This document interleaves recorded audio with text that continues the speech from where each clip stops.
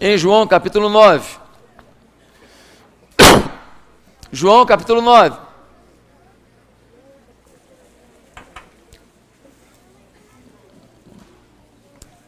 João capítulo 9.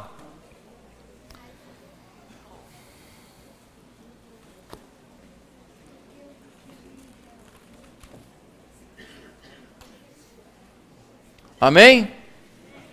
Pode abrir seu iPhone, seu iPad, sua Bíblia virtual ou sua Bíblia em papel. Original. Tá bom, gostei do seu termo. Viu como eles interagem de frente? É melhor? Vamos lá? Diz assim a palavra do Senhor. Nós vamos ler João capítulo 9. Versículo 1. Caminhando Jesus, viu um homem cego de nascença. E os seus discípulos perguntaram: Mestre, quem pecou, este ou seus pais, para que nascesse cego? Respondeu Jesus: Nem ele pecou, nem os seus pais, mas foi para que se manifestem nele as obras de Deus. É necessário que façamos as obras daquele que me enviou, enquanto é dia. A noite vem, quando ninguém pode trabalhar. Enquanto estou no mundo, sou a luz do mundo. Dito isto, cuspiu na terra, e tendo feito lodo com a saliva, aplicou-o aos olhos do cego, dizendo-lhe: Vai, lava-te no tanque de Siloé, que quer dizer enviado. Este foi, lavou-se e tornou vendo. Então os vizinhos e os que dantes o conheciam de vista como mendigo, perguntavam: Não é este o que estava sentado pedindo esmolas? Uns diziam: É ele. Outros: Não, mas se parece com ele. Ele mesmo, porém, dizia: Sou eu. Perguntaram-lhe, pois: Como te foram abertos os olhos? Respondeu ele: O homem chamado Jesus fez lodo, untou-me os olhos e disse-me: Vai ao tanque de Siloé e lava-te. Então fui, lavei-me e estou vendo. Disseram-lhe, pois: Onde está ele? Respondeu: Não sei. Levaram, pois, aos fariseus o que dantes fora cego, e era sábado, o dia em que Jesus fez o lodo e lhe abriu os olhos. Que Deus revele a sua palavra ao nosso coração, amém? Bem, querido, esse é o único milagre que vemos nos evangelhos em que a pessoa sofria de um mal desde sua nascença. Todos os outros milagres na Bíblia, nós não temos relato de que isso era desde o nascimento. Esse personagem deveria ser muito conhecido, muito conhecido. Por que eu digo isso? Porque Jesus está passando com os seus discípulos e as pessoas logo reconhecem aquele cego e perguntam para Jesus: Mestre, aquele cego ali, ó, de nascença, quem pecou, ele ou seus pais? É preciso que a gente entenda que essa pergunta é um tanto quanto absurda. Como é que alguém que nasceu cego pecou? Mas existia na cultura judaica um pensamento de que todo sofrimento era fruto de pecado. E todo sofrimento sendo por causa do pecado, de alguma maneira, alguém poderia estar com sofrimento desde nascença por dois motivos. Ou porque já tinha um pecado sobre si e de alguma maneira já estava em pecado no ventre, ou então um pai ou uma mãe pecaram e por isso a criança herdou o sofrimento. Agora você veja só, a criança já nasce com sofrimento. Eu sei que uma pessoa pode herdar um sofrimento, sim, pode. Por exemplo, uma mãe, um pai que tem uma doença como sífilis, alguma coisa assim, ou um pai ou uma mãe, de repente fuma durante a gravidez, isso pode gerar um problema no filho, é verdade. Mas é importante que nós saibamos que ninguém nasce amaldiçoado porque o seu pai fez pacto com o demônio, fez isso ou aquilo. A pessoa pode sim se curvar a isso em função do ambiente que está. mas de forma nenhuma essa pessoa já nasce amaldiçoada, simplesmente porque nasceu. Agora, é claro, naquele ambiente, naquele contexto, as influências do meio podem levar a pessoa a ter uma contingência de sofrimento. Agora, queridos, uma coisa interessante é que Jesus, ele não busca explicar para eles a pergunta. Ele só diz para eles assim: vocês estão perguntando quem pecou, se foi ele ou se foram os pais? Eu quero dizer que nenhum nem outro. Ele está cego desde nascença para quê? Para que se revele na vida dele a glória de Deus. Interessante isso. Uma pessoa tida como amaldiçoada a vida inteira. E Jesus diz assim: ela está assim porque eu quero revelar na vida dela a glória de Deus.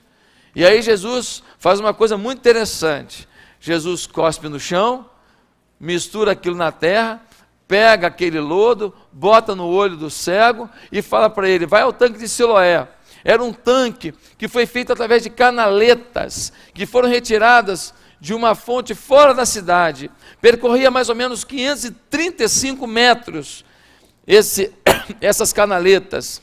E então chegava aquele tanque de 25 por 5 mais ou menos ali na cidade. E as pessoas tiravam água ali e as pessoas podiam então usar aquela água do tanque de Siloé, um tanque muito conhecido. Ele vai até o tanque de Siloé, chega lá, ele lava os olhos, tira aquela remela fedida, né? Tira aquela remela esquisita porque é terra e cuspe. Ninguém está falando aqui que isso aqui é uma coisa, não, Jesus está simulando. Ele misturou água e pó de arroz. Não, meu irmão, é cuspe mesmo e terra. Ele vai lá e lava. Quando ele lava, os seus olhos estão funcionando. Nesse momento chegam os fariseus e vão perguntar: mas quem que foi que fez isso? Ele fala: olha, foi um moço chamado Jesus. E aí o pessoal fica doido: mas como é que pode fazer isso? E hoje ainda é sábado. Sábado é um dia que não pode fazer nada. Como é que é isso? Quem foi que fez isso? Eu já falei, foi Jesus.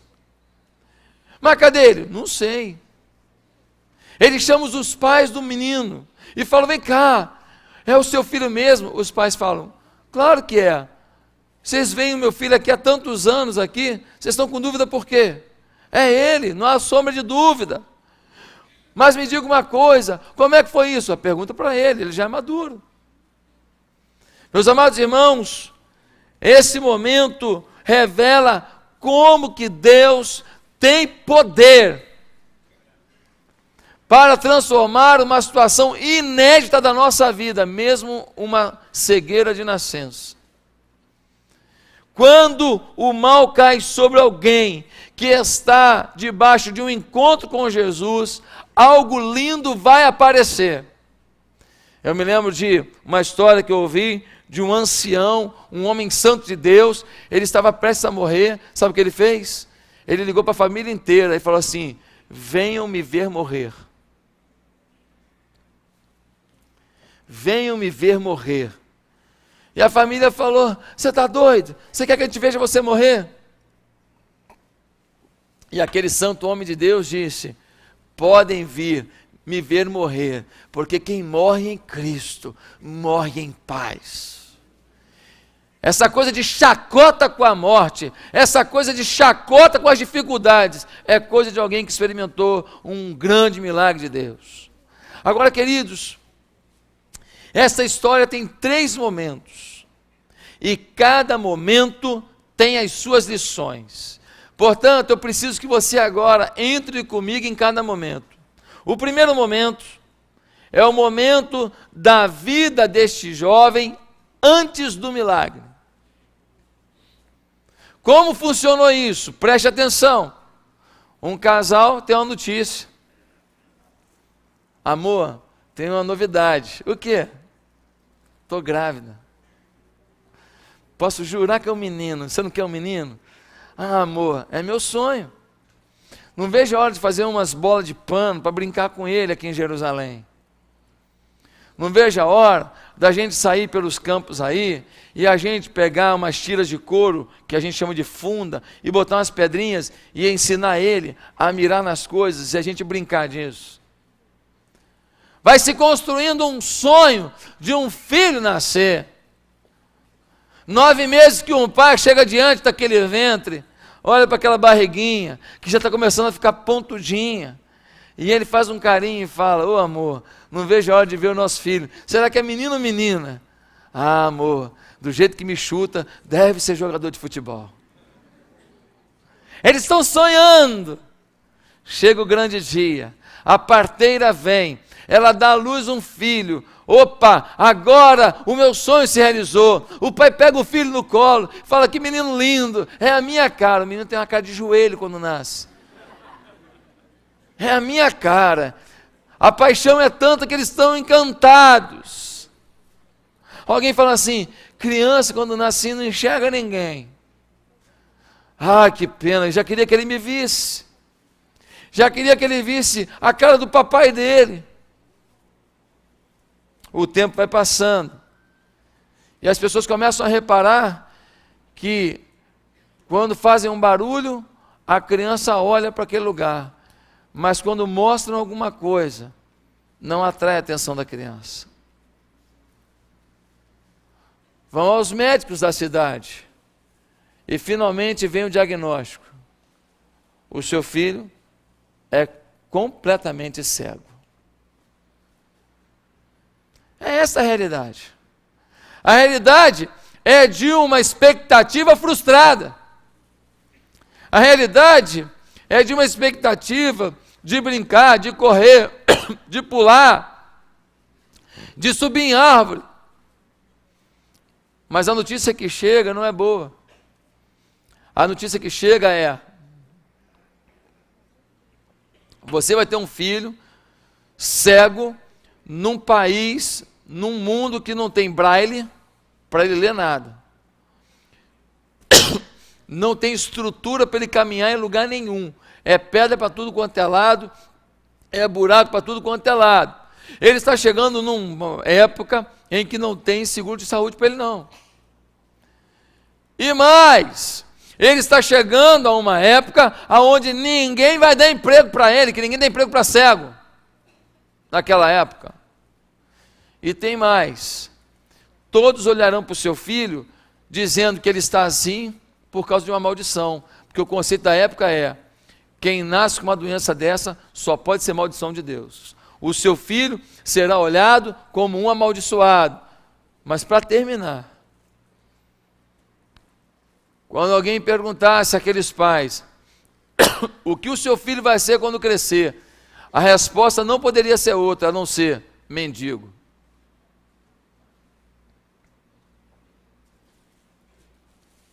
É essa a situação que esse menino vive. Mendiguinho. Vai crescendo, aprendendo a ficar pedindo: eu sou um Zé Ninguém, eu não tenho chance, eu não tenho como fazer nada na minha vida, eu só posso esperar a morte. Enquanto isso, por favor, dá um dinheiro para o ceguinho. Quais são as lições que nós temos nesse primeiro momento, irmãos? Primeira lição: nem sempre nossas expectativas são atendidas, mas isso não quer dizer que estejamos em pecado e fora de um plano para a glória de Deus. Nem sempre nossas expectativas são atendidas, mas isso não quer dizer que estamos em pecado e que o Senhor nos abandonou. Não, nós estamos dentro de um plano de Deus, sim. Esse menino mendigou, sofreu, foi humilhado, mas um dia ele se tornou a pessoa mais famosa da cidade. Ele foi a pessoa que provou da maior manifestação de glória de Deus em toda a cidade. Ele se tornou a glória de Deus ambulante. Ele se tornou um fenômeno. Se o Fantástico já existisse, faria uma entrevista com ele. Ele seria a capa do New York Times. Ele seria a capa de todas as revistas de grande circulação do mundo. Porque ele teve uma cegueira de nascença extinta, cancelada pela mão do próprio Filho de Deus. Querido, se a sua expectativa na vida não está sendo atendida, e você está vivendo fiel com Deus aí, está levando Deus a sério, não se importe não, Deus é contigo, os planos dele continuam, porque Jesus disse, ele não pecou nem o seu pai, mas isso aconteceu com ele, para que se revele nele a glória de Deus. Tem glória para vir sobre a sua vida, se você está vivendo com Deus, mesmo na dificuldade, viva com Deus, vive em santidade, não se afaste de Deus, não duvide, que tem glória para vir na sua vida. Segunda coisa que a gente aprende aqui, Jesus está sempre andando para nos encontrar. Olha o versículo 1 que vai dizer, caminhando Jesus tinha 220 volts, irmão. Jesus, alguns irmãos falam assim, pastor, você é meio elétrico, você não conheceu Jesus. Você não conheceu Jesus. Jesus caminhava para lá, e foi para Cafarnaum, e foi para a Judéia, passou em Betsaida, e foi para Betânia, e foi para cá, e foi para lá, o tempo inteiro, meu irmão, são caminhadas longas. Jesus tinha as pernas saradas, irmão. Jesus tinha as pernas saradas, Jesus andava e andava muito, e meus irmãos são desfiladeiros, são lugares difíceis de andar, tem que fazer pressão na perna o tempo inteiro. Fico imaginando Jesus carregando aquelas mochilas nas costas, aqueles cantis nas costas, aqueles pedacinhos de comida dentro de um saco, tudo para pregar o evangelho, e ir atrás do povo. Jesus está caminhando o tempo inteiro para te encontrar, você vai continuar fugindo? Ou você está aceitando o encontro com Jesus? Você pode estar passando um momento difícil, mas Jesus está caminhando na sua direção. Jesus está te procurando. A bênção está te procurando. Não desista, não duvide. Jesus está caminhando. Ele não fica parado. Terceira coisa, que eu não posso esquecer. Terceira lição do primeiro momento, Jesus sempre nos vê, até mesmo quando não o vemos. Diz o versículo 1, caminhando Jesus, viu um homem cego de nascença. Eu pergunto, o homem viu Jesus? Mas Jesus o viu. Você muitas vezes não está vendo Jesus na sua vida. Teu problema é tão grande, teu conflito existencial é tão grande, teu sofrimento por causa do teu filho é tão grande, que você fala assim, nisso aqui Jesus me deixou. Mas o que o texto diz, é que mesmo quando a gente está cego para perceber Jesus, Ele está vendo a gente. Isso significa também, que quando eu estou querendo, já não estou bem com Deus mesmo, eu vou cair num pecado, Jesus continua te vendo. Você não vai conseguir se esconder dEle, você não vai conseguir pecar tranquilo, você não vai conseguir pecar, não vou pecar, mas hoje Jesus está ocupado. Vai ter, como é que é mesmo? Copa das Confederações, Jesus deve estar preocupado com esse negócio aí. Querido, deixa eu te falar, Jesus está vendo você quando você não vê. Se você está em pecado, você não vê Jesus. Se você está buscando as coisas do mundo, você não está vendo Jesus. Mas nem por isso Ele desistiu de olhar para você. E a sua atitude vai repercutir em alegria de Jesus ou em tristeza. Porque Jesus te ama muito e quer levar você para um plano dEle. Um plano de bênção, um plano de intimidade, de comunhão. Mas você tem que crer. Você tem que crer e você tem que fazer a sua parte. Por isso, nunca se esqueça, Jesus te vê quando você não o vê. Mas tem um segundo momento. Qual é o segundo momento? O segundo momento é o momento do milagre. O primeiro é a vida antes do milagre, a expectativa frustrada.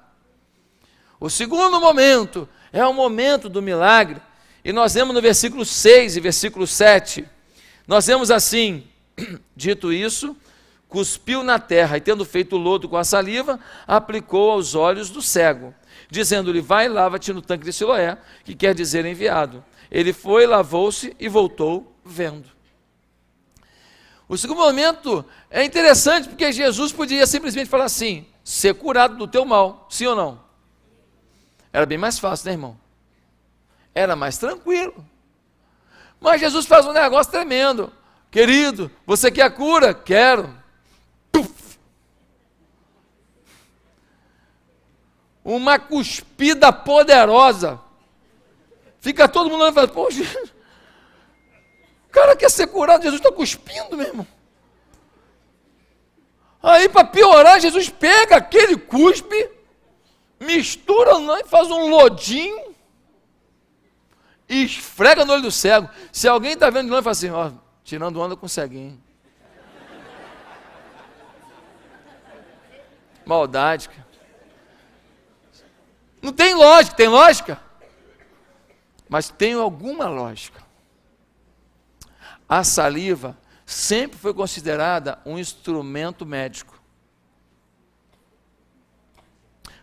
E você tem um instinto. Tu toma uma martelada no dedo.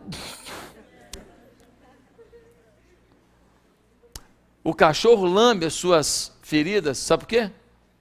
Porque a saliva cicatriza as feridas dele. Havia um conceito de que a saliva curava. Só que Jesus falou assim, eu vou pegar a minha saliva, e com a minha saliva eu vou fazer essa cura. Vou entrar na cultura popular, vou entrar no conceito popular, só que vou fazer de forma diferente, para dar um exemplo espiritual. Câmeras em mim. Ele cospe no chão, o cuspe tudo bem, alguém fala assim, Jesus também acredita que cuspe cura, mas ele quando faz o lodinho, eu te pergunto, terra ajuda alguém a ver? Terra é bom no olho? Terra é um negócio legal? Terra é sujeira. Sujeira. Meus amados irmãos, Jesus usa um princípio de domínio comum, a saliva, mas coloca esse novo ingrediente. Ele poderia simplesmente curar, mas não fez assim. Agora, o cego que tinha um olho cego, 2 olhos cegos, ele agora tem 2 problemas. Ele tem 2 olhos cegos e tem 2 olhos sujos. E Jesus fala para ele, vai ao tanque de Siloé e lave o olho. O que Jesus está dizendo para ele? Jesus está dizendo para ele, você só vai ver depois que se lavar. Por isso nós temos aqui a nossa primeira lição. A primeira lição é que a terra no olho lembra que não adianta apenas querer a bênção, tem que retirar a sujeira da vida. Enquanto não tirasse a sujeira, não enxergaria. Jesus coloca a sujeira e fala, lave, lave, não queira apenas a minha bênção, tenha a sua atitude de se lavar, de se limpar. Querido, você quer a bênção de Deus, se lave, se limpe.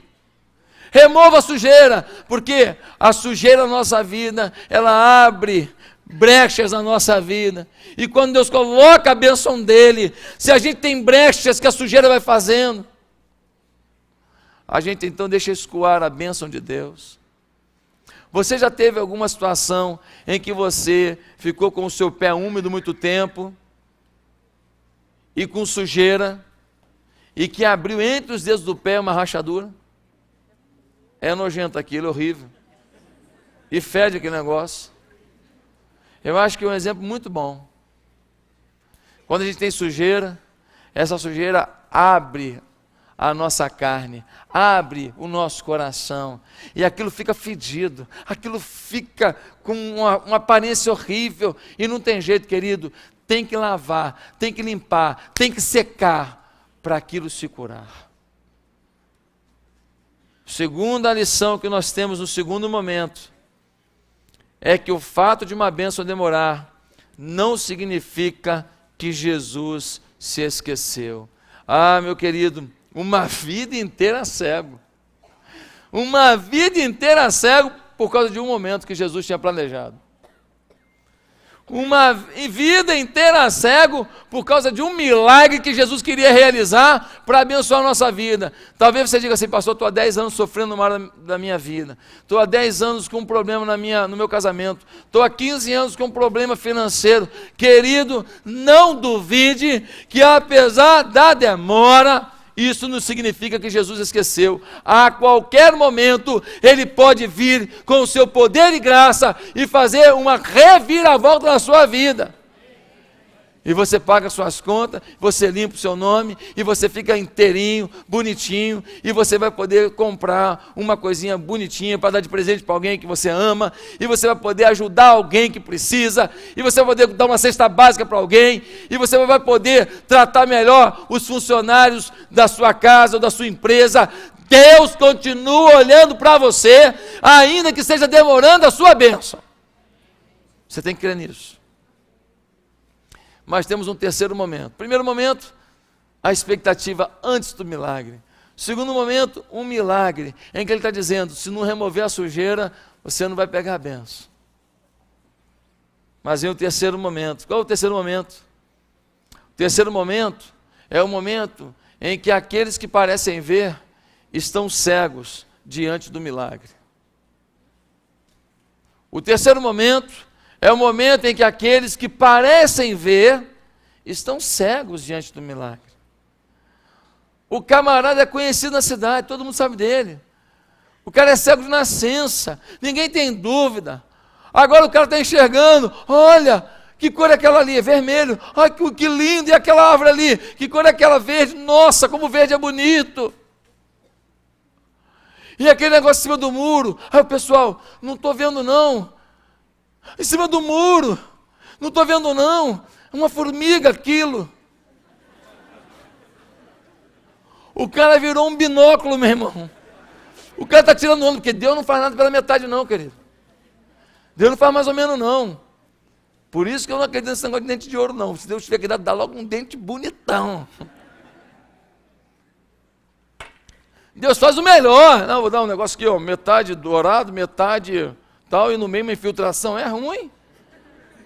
Deus dá o melhor. E o cara está tirando onda. Nossa vida, você está vendo aquele cara lá, em cima daquela montanha lá, todo mundo admirado. Que isso, cara? Como é que esse cara está vendo isso, pessoal, assim? Tentando ver, ele vendo tudo. Começa uma algazarra na cidade, o pessoal começa a entrar no Guanabara, tinha aberto naquela semana, chama o pessoal lá no Guanabara, a fila da carne estava lotada, veio todo mundo. Meu irmão, estava uma fila, todo mundo querendo saber do milagre. E ele tirando onda. O que você quem é mesmo? Ah, eu sou fulano e tal. Rapaz, que bom te ver agora. Não sabia que você era gordinho assim, não. Só ouvi a sua voz. Que coisa tremenda. Aí, alguém fala com os fariseus. Quem eram os fariseus? Um grupo religioso. Um grupo que queria ter a hegemonia. Nós somos fariseus. Nós cultuamos a Deus. Nós fazemos o bem para os pobres. Nós conhecemos a palavra como ninguém. Nós temos a última verdade do momento sobre qualquer questão teológica. Eles se achavam. E alguém fala para eles, cara, tem uma multidão lá. Sabe aquele fulano, o ceguinho de nascença? Sei. O cara está vendo tudo, meu irmão. Está vendo tudo. Que isso? Fala, quem foi que fez isso com você? Jesus. Um rabi, um mestre, ele fez isso comigo. Ele me curou. Versículo 13, leia comigo. Levantaram, pois, aos fariseus o que dantes fora cego. E era sábado, o dia em que Jesus fez o lodo e lhe abriu os olhos. Então os fariseus, por sua vez, lhe perguntaram como chegar a ver. Ao que lhes respondeu: aplicou lodo aos meus olhos, lavei-me e estou vendo. Por isso alguns dos fariseus diziam: este homem não é de Deus, porque não guarda o sábado. Diziam outros: como pode um homem pecador fazer tamanhos sinais? E houve dissensão entre eles. De novo perguntaram ao cego: que dizes tu a respeito dele, visto que te abriu os olhos? Que é profeta, respondeu ele. Não acreditaram os judeus que ele fora cego e que agora via, enquanto não lhe chamaram os pais. Meus irmãos, todo mundo falando, é ele. Não acredito. Tem gente que não quer acreditar no milagre. Tem gente que não quer acreditar no poder de Deus. Tem gente que não quer acreditar que ler a Bíblia prospera a alma, prospera a vida. Como é que diz a Bíblia no Salmo 1? Bem-aventurado o varão que não anda segundo o conselho dos ímpios, nem se assenta na roda dos escarnecedores, nem se detém o caminho dos pecadores, antes tem o seu prazer na lei do Senhor, e na sua lei medita de dia e de noite, pois será como a árvore plantada junto a ribeiros de águas, cujas folhas não caem, plantada junto a ribeiros de águas, cujas folhas não caem, e tudo quanto fizer, prosperará. Se eu botei uma frase aí, depois você bota no Twitter. Meus amados irmãos, tudo quanto fizer prosperará. Quando chamou Josué, como é que foi? Deus fala com Josué: Josué, tem uma notícia, qual é? Teu chefe, teu líder Moisés é morto. E aí? Pois é, eu tenho aí quase 4 milhões de pessoas para atravessar o Rio Jordão e enfrentar um monte de gigantes na terra de Canaã aqui, para tomar posse da terra que eu prometi a Abraão. Aí Josué, e aí? E aí que você que vai. Aí ele falou, mas Moisés que tinha aquela intimidade contigo, agora eu que tenho que ir. Moisés morre, eu fico nessa furada. Deus fala, é contigo, mas fica tranquilo, é só você lembrar de tudo que Moisés te ensinou, medita naquela palavra, não te desvies dela, nem para a direita, nem para a esquerda, e tudo que você fizer, prosperará. Tem gente que não quer crer nisso, não tem tempo com a palavra, não tem tempo com a voz do Deus bendito, do Deus Todo-Poderoso. Não acredito que se acreditasse lia. Não acredito, se acreditasse comia a palavra. Irmão, já adotei há algum tempo na minha vida a seguinte prática: sem pão do céu, sem pão da terra. Enquanto eu não leio um trecho da Bíblia e faço uma oração, se não der para orar muito tempo, pelo menos uma oração, uns minutinhos ali, eu não posso comer nada. Porque primeiro o pão do céu, primeiro a dádiva do céu, primeiro o maná era recolhido de manhã. Depois, o que entrar pela frente a gente vai atropelar, porque nós vamos com o Senhor. Meus amados irmãos, que momento lindo, o povo está ali vibrando, mas os fariseus, os religiosos, acusando e falando, não pode ser de Deus. Por que eles acharam que Jesus não era de Deus? Porque ele fez um milagre no sábado. O sábado para o judeu é um dia sagrado de descanso. Ele não pode fazer nada, ele não pode fazer engenharia alguma, ele não pode ter atividade alguma. E Jesus fez uma atividade, qual foi? Mas qual foi o milagre que ele fez? Qual foi a atitude que eles viram mesmo? Qual foi o trabalho que Jesus fez?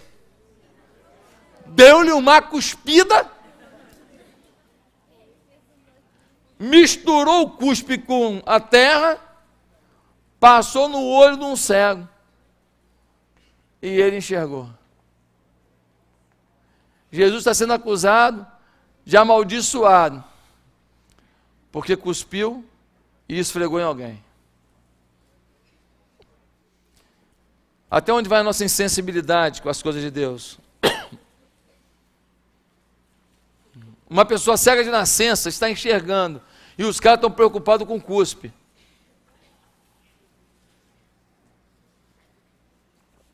Aí você fala, que absurdo, pastor. Pois é, você é igualzinho.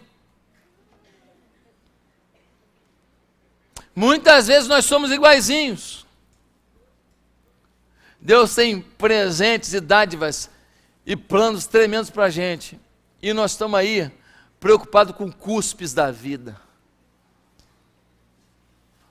E a gente não vem à igreja direito, a gente não lê a palavra, a gente não ora, a gente não jejua, a gente não faz o bem para ninguém, a gente não tem tempo para poder assumir uma visão, assumir uma célula, cuidar de gente, a gente não tem tempo para visitar uma pessoa que precisa, a gente não pode fazer nada para Deus. Por quê? Porque nós temos cuspe para cuidar.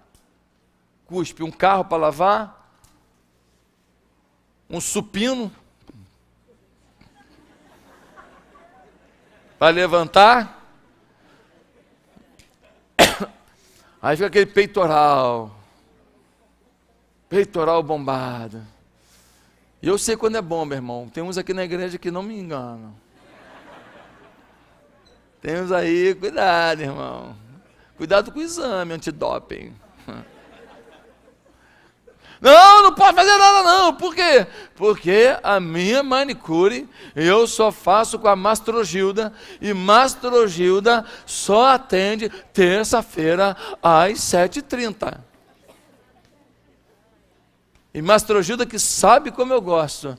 Então, não vou visitar ninguém agora. Não vou falar do amor de Deus para essa pessoa, porque infelizmente ela ficou doente na hora da minha unha com a Mastrogilda. Meus amados irmãos, às vezes a gente não enxerga a glória de Deus porque a gente fica olhando cuspes e julgando quem cuspiu. E julgando as coisas pequenas que os outros fazem, mas coisas grandes de besteira que a gente faz, a gente ignora e quer que todo mundo ache bonito. Um outro deu uma cuspidinha ali, ele é do diabo! É do diabo! Porque ele cuspiu, vocês gostam de cuspe, né? Quando eu era pequeno eu fazia um negócio com cuspe, mas eu não vou contar não. Não vou contar não, senão vocês aprendem.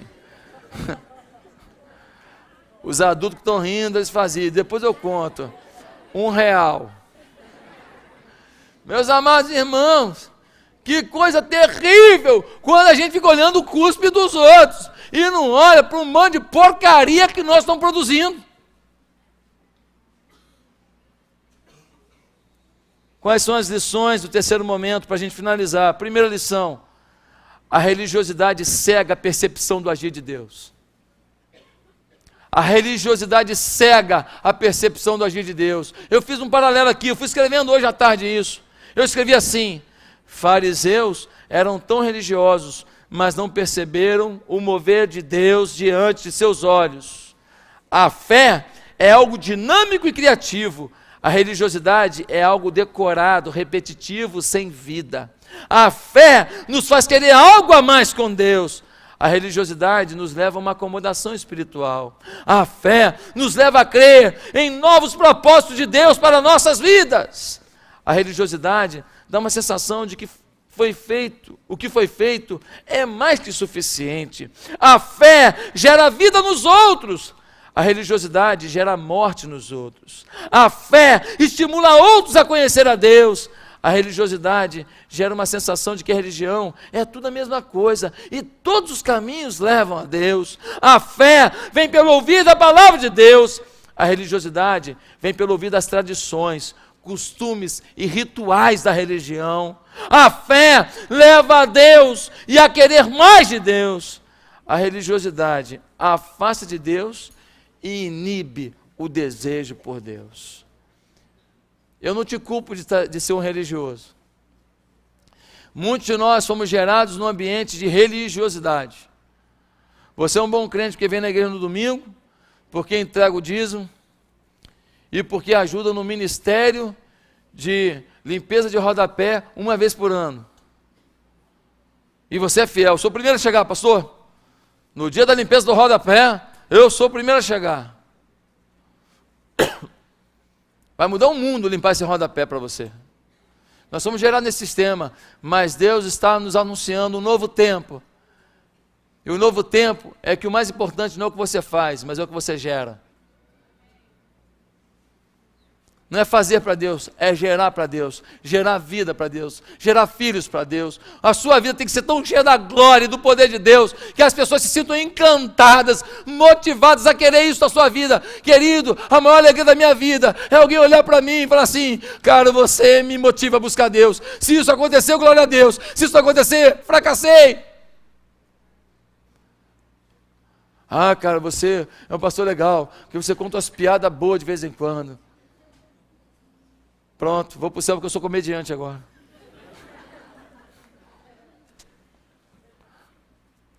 A coisa mais importante da vida da gente é as pessoas olharem para a gente e verem que a gente acabou de ter um encontro com Deus.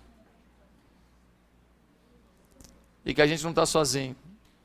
Tem alguém dentro da gente que fala pela gente, que dá conselhos pela gente, que toca os corações E este alguém é o Espírito Santo de Deus. Segunda lição do terceiro momento é que a postura de alguém que teve um encontro com Jesus é de ousadia e não de medo. Quando perguntaram para os pais dele, vem cá, o seu filho foi curado por Jesus, o que os pais falaram? Sei não, pergunta para ele.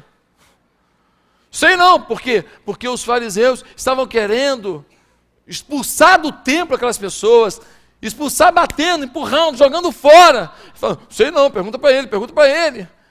Mas quando perguntaram para ele, dá uma olhada só no versículo 32 a 34. Desde que há mundo, jamais se ouviu que alguém tenha aberto os olhos a um cego de nascença. Se esse homem não fosse de Deus, nada poderia ter feito, mas eles retrucaram, tu és nascido todo em pecado, e nos ensinas a nós, e o expulsaram. Ele não arregou não, irmão. Vem cá, você está insistindo que foi Jesus que te curou, que ele é o Messias? Falou, é isso mesmo que eu estou falando, seu cambado de fariseu. Vocês têm coragem de falar que ele é do diabo, vocês são doidos. O cara curou um cego de nascença, o cara tem todo o poder, ele só pode ser filho do Deus Todo-Poderoso. O caminho de alguém que tem um encontro com Jesus é de ousadia. Se você não tem ousadia na sua vida com Deus, para falar de Jesus, para trabalhar para o Senhor, para testemunhar, então você peça a Deus ousadia na sua vida, porque você precisa ter. Crente é um bicho ousado, não é abusado não. Não gosta de abusar. Por exemplo, estavam lá uns caras lá, passei em frente à macumba lá. Passei em frente ao cemitério de Inhaúma. Que dia que foi, meu pai?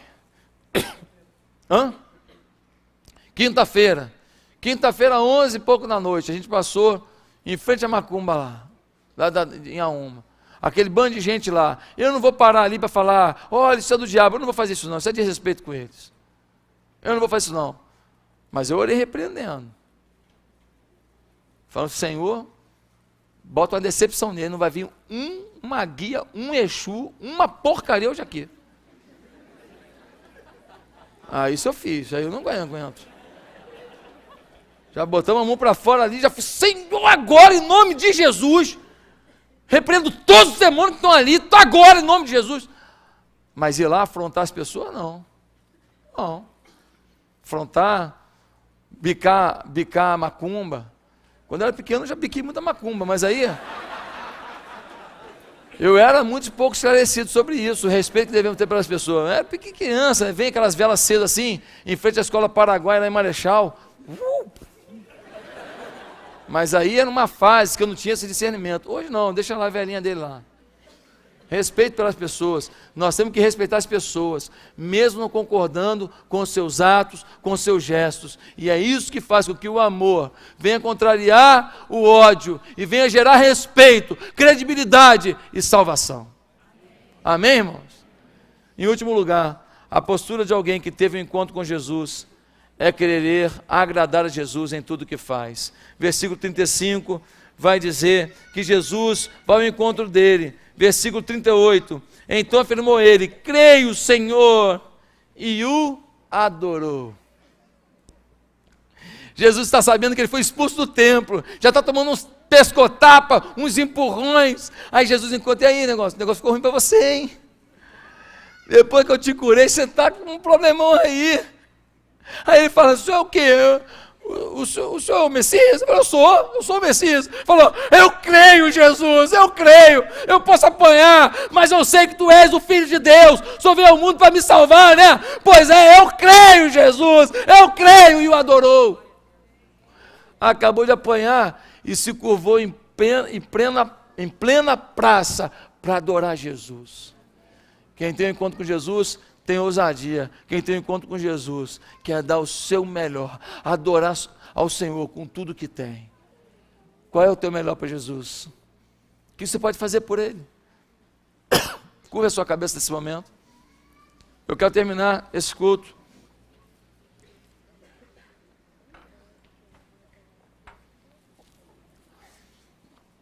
e eu quero perguntar agora, tem alguém aqui nessa noite que quer entregar a vida a Jesus? Tem alguém aqui nessa noite que quer remover o lodo do olho, a sujeira do olho, para enxergar espiritualmente a vontade de Deus na sua vida? Se você não for para o tanque de Siloé hoje, se você não remover o lodo do seu olho, você não vai ver a glória de Deus não, irmão. Jesus está aqui, Ele viu você, Ele está falando com você, Ele tem plano para você, Ele pode restaurar o seu casamento que parece falido, Ele pode restaurar suas finanças, Ele pode mudar o seu coração, Ele pode fazer uma coisa que você nunca imaginou, Ele pode restaurar a vida do seu pai, da sua mãe, Ele pode dar para você uma alegria no meio dessa depressão que te angustia, Ele pode mudar qualquer quadro da sua vida. Agora você precisa lavar o olho, remover a sujeira da sua vida, e ter um encontro com Jesus, que gere ousadia e desejo de ser um verdadeiro adorador. Você quer isso agora?